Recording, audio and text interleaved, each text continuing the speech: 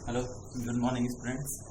मैं शैलेंद्र आपके सामने उपस्थित हूँ फिर से फिजिक्स की एक नई क्लास लेकर के। ठीक है, और आप लोग जैसा कि 10 पास करके और 11 में सभी लोग एडमिशन ले लें। ठीक है, क्योंकि एडमिशन जो है 25 जून से शुरू हो चुके हैं और आप एडमिशन लीजिए, ग्रुप से जुड़िए और पढ़ाई का जो क्रम है वो लगातार जारी रखिए, क्योंकि आगामी जो भी परीक्षाएं हुई हैं या आने वाली हैं उनके लिए आपको टाइम मिलेगा कि नहीं मिलेगा कोई जानता नहीं। तो आपका जो पढ़ाई का जो क्रम है ना वो अभी से स्टार्ट कर दीजिए, क्योंकि स्टूडेंट लाइफ में आप ये कहें कि एक तरह से लॉकडाउन तो लगा है, लेकिन लॉकडाउन जो है हम लोगों के लिए हमेशा लगा रहेगा जब तक कि हम अपनी ज़िंदगी में कोई सफल काम न कर लें। ठीक है, तो लॉकडाउन तो हम लोगों के लिए हमेशा ही है। ठीक है, तो चलिए आपके समक्ष मैं फिर से उपस्थित हूँ और फिजिक्स और केमिस्ट्री दोनों क्लास जो है अभी मैं ही पढ़ाऊँगा। बीच में अगर व्यवस्थाएं सुचारू रूप से चलने लगी तो फिर आपको मैं केवल फिजिक्स ही पढ़ाऊंगा, केमिस्ट्री हो सके दूसरे सर जी कोई पढ़ाया जाए, प्रकाश सर जी जो भी सर जी मिलेंगे आपको पढ़ाया जाएगा। ठीक है, लेकिन जब तक वो नहीं है या जब तक ऐसी कुछ परिस्थितियां हैं तब तक मैं ही आपको फिजिक्स और केमिस्ट्री दोनों पढ़ाऊंगा। ठीक है, तो आइए हम शुरुआत करते हैं। और इसमें जो आपका पहला लेसन है, हाँ एक चीज और है, सभी लोग जैसा कि मैंने पिछली वीडियो में आपको बताया कि सभी लोग इसकी नोटबुक तैयार कर दे रहे हैं। ठीक है, क्योंकि जो चीजें अभी एक बार पढ़ा दी जाएंगी फिर से दोबारा उनको पढ़ना, आपको अगर पढ़ना रहेगा तो नोटबुक ही एक ऐसा माध्यम होगा जिसके माध्यम से आप लोग दोबारा उसको पढ़ पाएंगे, देख पाएंगे। ठीक है, अगर नोटबुक नहीं है तो फिर आप लोग परेशान हो जाएंगे क्या करें क्या करें। ठीक है, तो इसमें आपका पहला लेसन रहेगा विमीय विश्लेषण। विमीय विश्लेषण, हालांकि आप लोग नए हैं तो हो सके मेरी लैंग्वेज में या रिकॉर्ड में कुछ दिक्कत आप लोगों को आ जाए, लेकिन थोड़े दिनों की थोड़ी सी जो दिक्कत होगी वो फिर धीरे धीरे सही हो जाएगी। ठीक है, विमीय विश्लेषण, dimensional analysis, dimensional analysis, dimensional analysis. ठीक है, इससे पहले प्रीवियस वीडियो में मैंने आपको रसायन विज्ञान की परिभाषा बता दी थी। चलिए ऐसी लगे आप भौतिक विज्ञान की परिभाषा मैं आपको बता दे रहा हूँ।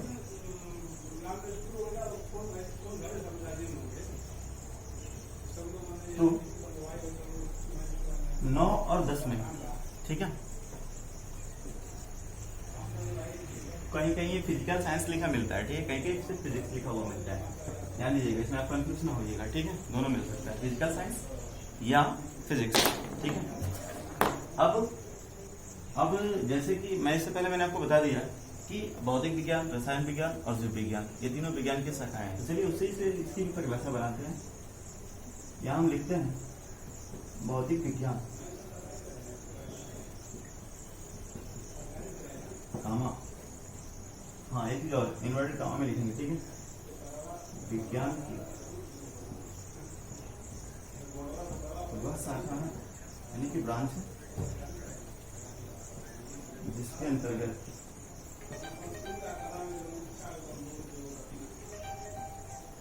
यांत्रिकी, एक नया वर्ड यहाँ जोड़ रहा है, यांत्रिकी यानी कि मैकेनिज्म, इसके अंतर्गत यांत्रिकी में आने वाली, यांत्रिकी का मतलब यहाँ माप तौल से है। ठीक है, तो माप तौल अगर देखा जाए तो ये विज्ञान की शाखा ही है। ठीक है, इसमें माप तौल का अध्ययन करते हैं। तो यांत्रिकी में आने वाली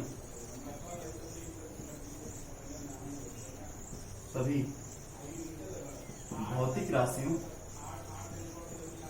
अब ये भौतिक राशियां क्या होती हैं, आपके दिमाग में एक प्रश्न आया कि भौतिक राशियां क्या होती हैं।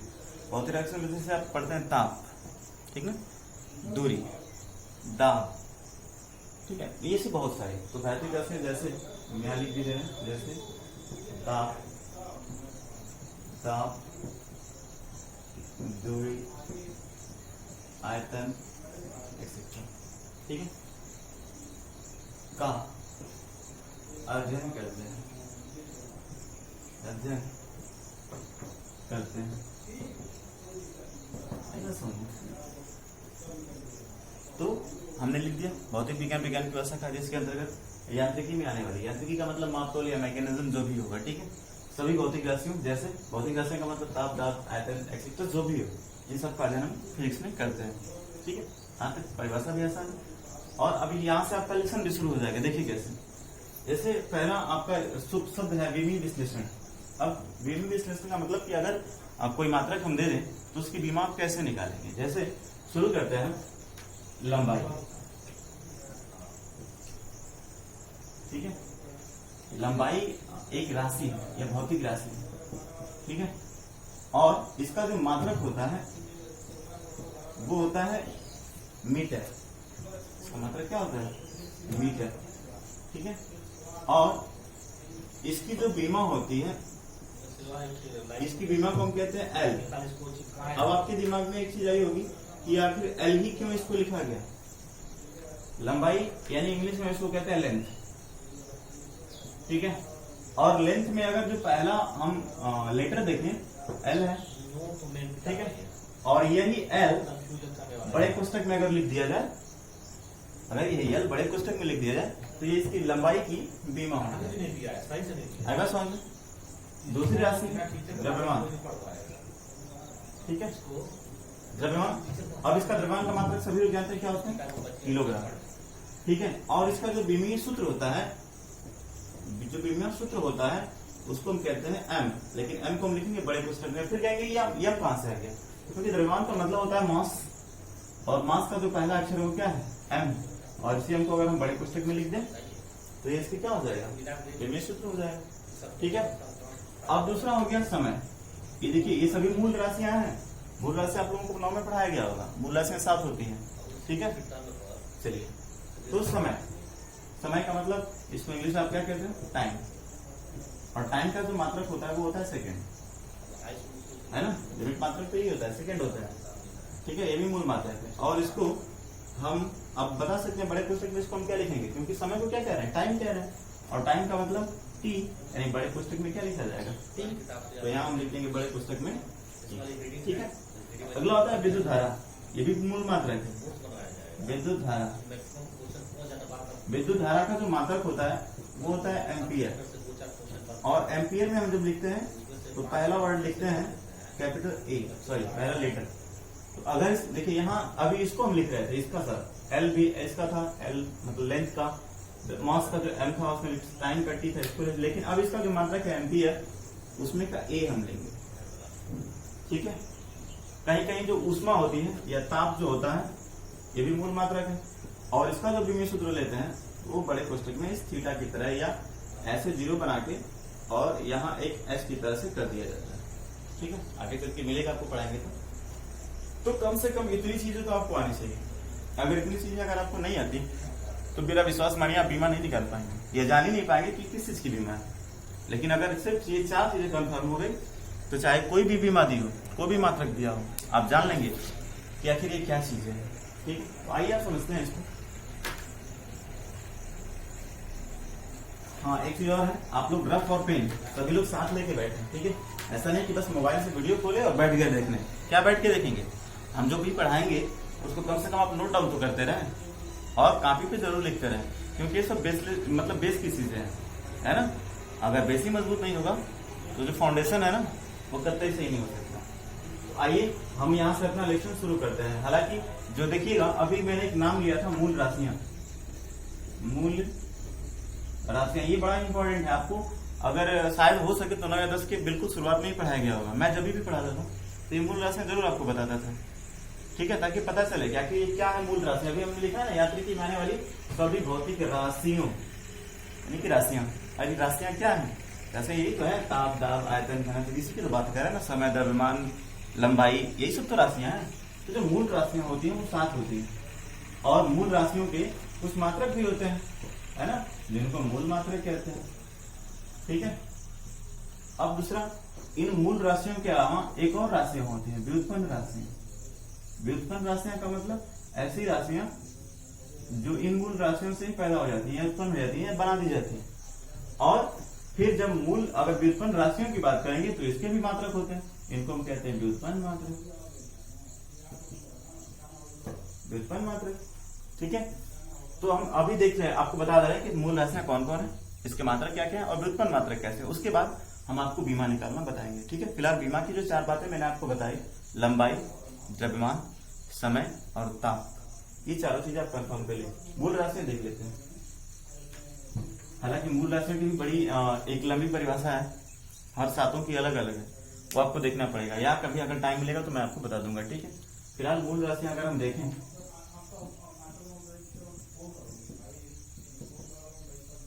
मूल राशियां, तो मूल राशियां होती हैं नंबर में 7। अक्सर करके पूछा भी जाता है कि मूल राशियां कितनी होती हैं, कोई भी पूछ सकता है कि मूल राशियां कितनी होती है, तो आप कहेंगे 7। पूछेगा कौन को, तो आप इसका नाम बता देंगे, ठीक है। तो पहला हो गया लंबाई, ठीक है, दूसरा हो गया द्रव्यमान, तीसरा हो गया समय, चौथा हो गया ताप, पांचवा हो गया विद्युत धारा, छठा हो गया ज्योति तीव्रता, और सातवां हो गया पदार्थ की मात्रा, पदार्थ की मात्रा, ठीक है। तो ये तो मूल राशियां हो गई। अब इनके जो मात्रक होते हैं, यानी कि जिन इन राशियों को हम, जैसे लंबाई को किस में मापते हैं, मीटर में, द्रव्यमान को किस में मापते हैं, किलोग्राम में, समय को किस में मापते हैं, सेकंड में, ताप को किस में मापते हैं, केल्विन में या डिग्री सेल्सियस में। तो ये जो degree Celsius, metre, kilogram, time unit, second, ये जो भी है, ये सब इसके मात्रक कहलाते हैं, और ऐसे मात्रक को हम कहते हैं मूल मात्रक। तो अगर मूल राशियां 7 हैं तो मूल मात्रक भी कितने होंगे, 7 ही तो होंगे ना। आइए इन सातों की बात करते हैं। जैसे लंबाई को किसमें मापते हैं, मीटर में, है ना, द्रव्यमान को किलोग्राम में, समय को सेकंड में, है ना, ताप को डिग्री सेल्सियस में या केल्विन में। मैं याद रहे डिग्री सेल्सियस या केल्विन। हालांकि ताप के मापने के 4 पैमाने होते हैं, मैंने आपको इच्छा में ही है कि ताप को मापने के कितने पैमाने होते हैं, तो आप कहेंगे 4, ठीक है। कौन कौन, एक डिग्री सेल्सियस, दूसरा फ़ारेनहाइट, तीसरा केल्विन और चौथा र्यूमर। लेकिन र्यूमर का जो व्यवहारिक उपयोग है वो किताबों में नहीं किया जाता है, केवल 3 ही मिलता है, डिग्री सेल्सियस, केल्विन और फ़ारेनहाइट, ठीक है।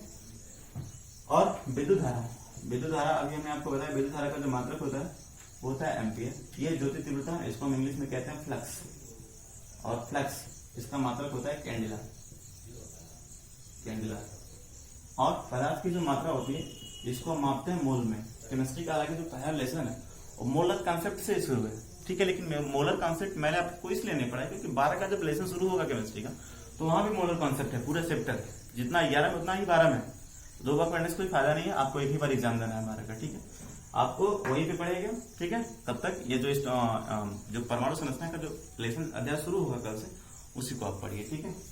ये मोल जो होता है, मोल आपको 9-10 में भी पढ़ाया जाता है, ठीक है। कि एक मोल की मात्रा में 6.023 × 10⁻23 अणु, परमाणु या आयन उपस्थित होते हैं, चाहे वो किसी का भी एक मोल हो, ठीक है। और किसी भी के एक मोल से मतलब होता है कि उसी के परमाणु भार के बराबर ग्राम में दी गई जो मात्रा होती है वो एक मोल कहलाती है। चलिए इसके सवाल में आपको बताऊंगा, 9 या 10 में आपको बताया भी गया होगा, ठीक है। आगे आगे मैं बता दूंगा। फिलहाल इतना आप नोट डाउन कर लीजिए कि मूल राशियां 7 हैं और इनके जो मात्रक हैं उनको मूल मात्रक कहते हैं, ठीक है। स्क्रीनशॉट भी आप यूज कर सकते हैं मोबाइल पे 3 उंगली से, या जैसे भी आपका स्क्रीनशॉट होगा बटन से आप स्क्रीनशॉट लेते रहिए और फिर आगे बढ़ते रहिए, ठीक है। फिर जब आप बैठेंगे तो इसको नोटबुक पे लिख सकते हैं, ठीक है।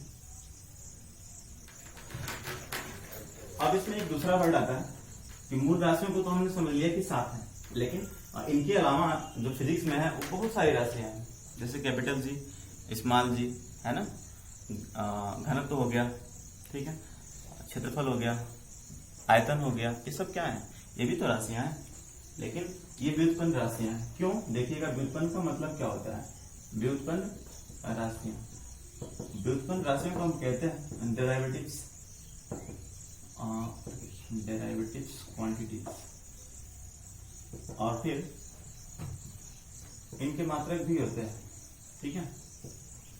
तो बहुत सारी होती है, इनकी कोई संख्या नहीं होती, इनका कोई नंबर नहीं होता, नंबर में अनलिमिटेड है, बहुत सारी है, ठीक है। इनको हम काउंट नहीं कर सकते, लेकिन मूल वालों को काउंट कर सकते हैं कि वो 7 ही होते हैं। आइए देखते हैं, जैसे व्युत्पन्न राशियां और व्युत्पन्न मात्रक, ये क्या होता है। व्युत्पन्न राशियां जैसे मान लीजिए पहला हमने पढ़ा था लंबाई, और देखिए इससे पहले हमने पढ़ा था लंबाई का मात्रक होता है मीटर, लेकिन इसी से देखिए मैं कैसे व्युत्पन्न कर दे रहा हूँ, ठीक है। अब देखिएगा यहाँ से आप क्षेत्रफल मापते हैं, क्षेत्रफल मापते हैं, क्षेत्रफल क्या है? सबसे पहले तो क्षेत्रफल बराबर होता है क्या? एक होता है लंबाई और दूसरा होता है चौड़ाई। अगर दोनों का गुणनफल कर दें तो किसी भी सरफेस का, या चाहे वो आयत हो चाहे वर्ग हो, उसका क्षेत्रफल हम निकाल सकते हैं। ठीक है, क्षेत्रफल मतलब लंबाई और चौड़ाई होता है, क्षेत्रफल का मतलब होता है लंबाई और चौड़ाई का गुणनफल। तो एक बात बताइए, लंबाई का भी मात्रक मीटर होता है और चौड़ाई का भी मात्रक मीटर होता है। ये मात्रक की हम बात कर रहे हैं, ये देखिए ये मात्रक की बात कर रहे हैं, ठीक है। और ये विमा थी, यह राशि थी, राशि तो हालांकि यही है क्षेत्रफल, ठीक है। तो अगर दोनों को गुणा कर दें, मीटर का मीटर में गुणा करेंगे तो क्या मिलेगा? मीटर का स्क्वायर यानी वर्ग मीटर, और यही तो मात्रक होता है ना, बोलिए। और इस वजह से जो वर्ग मीटर है इसको हम कहेंगे व्युत्पन्न मात्रक। क्यों कहेंगे देखिएगा, क्योंकि ये जो मात्रक जो वर्ग मीटर मिला है वो किससे उत्पन्न हुआ है? मीटर से। और मीटर क्या है? मूल मात्रक है। तो इसी मूल मात्रक का जब हमने 2 बार गुणा कर दिया तो एक दूसरा मात्रक मिल गया। हालांकि इस वर्ग मीटर की मीटर से कोई तुलना ही नहीं, भले इससे मतलब उत्पन्न हुआ है। तो ऐसे में मीटर क्या है? मूल मात्रक है, और वर्ग मीटर क्या है? व्युत्पन्न मात्रक है। आई बात समझ?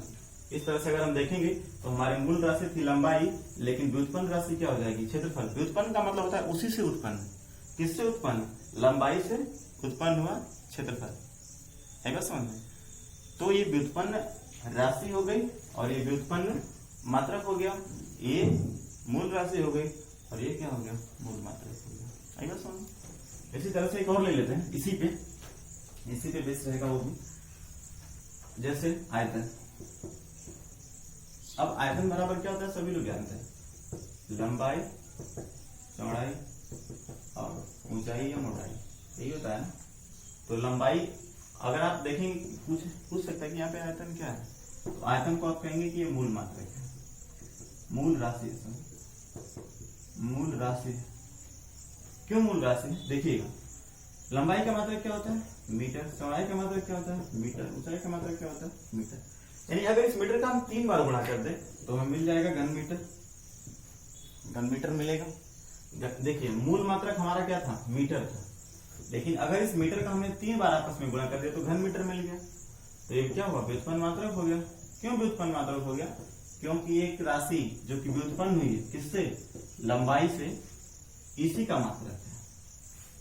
तो मूल राशि से उत्पन्न होती है व्युत्पन्न राशि, और मूल मात्रक से उत्पन्न होता है व्युत्पन्न मात्रक। यानी कि जब मूल राशियों का 2 बार, 3 बार, 4 बार गुणा करते हैं, या यूं कहें कि अगर मूल राशियों पर हम घाते चढ़ा दें, मूल राशियों पर क्या करें? घाते चढ़ा दें, तो हमें व्युत्पन्न मात्रक या व्युत्पन्न राशियां मिल जाती है। ठीक है, बात समझ में आई? तो मैं आपको यहाँ याद करना है भौतिक विज्ञान की परिभाषा क्या होती है, मूल राशियां क्या होती है और मूल मात्रक क्या होता है। ठीक है, उम्मीद है आज की क्लास थोड़ी सी आपको समझ में आएगी। और एक चीज और याद रखिए, आप लोग किताबें कहीं से भी इकट्ठा कीजिए, चाहे वो 10 की हो, चाहे 9 की हो, चाहे 11 की हो, या 12 की ही क्यों ना हो, सभी किताबों को आप इकट्ठा कीजिए और सबसे पढ़ना स्टार्ट कर दीजिए अब, क्योंकि अब पढ़ाई में बहुत छोड़ने का कोई मतलब नहीं। एग्जाम हो गया, एग्जाम का रिजल्ट भी आ गया। ठीक है, सभी लोग ग्रुप से जुड़ जाएं और पढ़ाई का जो कार्यक्रम है वो स्टार्ट किया जाए। आज एक इंट्रो क्लास बस यही ली जाएगी, क्योंकि सभी लोग उम्मीद है कि ग्रुप से जुड़ जाएंगे। ठीक है, जितने भी लोग हैं जिनको पढ़ना है वो ग्रुप से तत्काल जुड़े और जो पढ़ाई का जो कार्यक्रम है उसको स्टार्ट किया जाए। ठीक है, क्योंकि अब बहुत देर करने से कोई फायदा है नहीं, क्योंकि आप लोग देख सकते हैं अभी तक आपका अप्रैल में रिजल्ट आ जाता और मई और जून अब तक आप पढ़े होते, 2 महीने हम लोग ऑलरेडी पीछे हो गए, फिर जुलाई भी आ गई, मान लीजिए कि 2-3 तारीख हो गई। तो पढ़ाई का जो कार्यक्रम है उसको देर न करते हुए आप पढ़ने में लग जाइए। और आपके लिए एक होमवर्क